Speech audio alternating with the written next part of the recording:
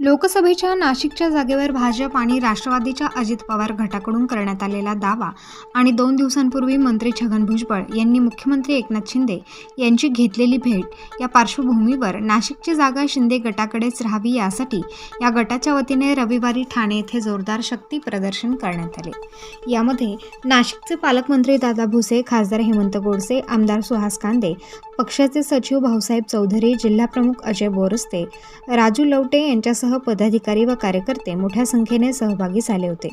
मुख्यमंत्र्यांसोबत झालेल्या चर्चेसंदर्भात आज खासदार हेमंत गोडसे यांनी पत्रकारांशी संवाद साधला।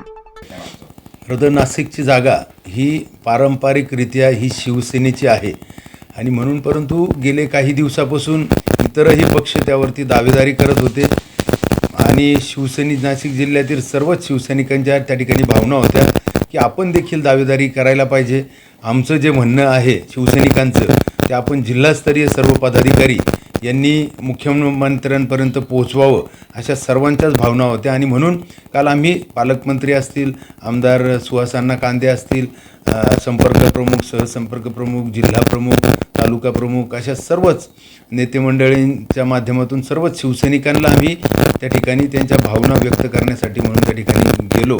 मुख्यमंत्री साहेब त्या ठिकाणी आम्हाला भेटले देखील आणि त्यांनी आश्वासित केलं की जी काही सर्वसामान्य शिवसैनिकाची भावना आहे ती त्यांची देखील आहे आणि ज्या वेळेस महायुतीच्या राज्यस्तरीय बैठका होतील त्यामध्ये आपण आपल्या भावना त्या ठिकाणी, आपल्या सर्वांच्या भावना त्या ठिकाणी आपण पोहोचू आणि नाशिकची जागा ही शिवसेनेच्या धनुष्यबाणाला कशी सुटेल यासाठी प्रामाणिक प्रयत्न करू आणि कुठल्याही प्रकारे आपल्यावरती अन्याय होऊ देणार नाही अशा प्रकारची ग्वाही त्यांनी या भेटीच्या दरम्यान दिली।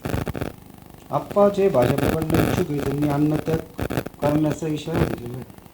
मला असं वाटतं का जे काही निर्णय घेत असतात हे राज्यस्तरीय नेते घेत असतात, जिल्हास्तरीय मागणी हा प्रत्येकाचा हक्क आहे, प्रत्येक पक्षाच्या पदाधिकाऱ्याचा, परंतु याबाबतचा निर्णय हे राज्यस्तरावरून होतो।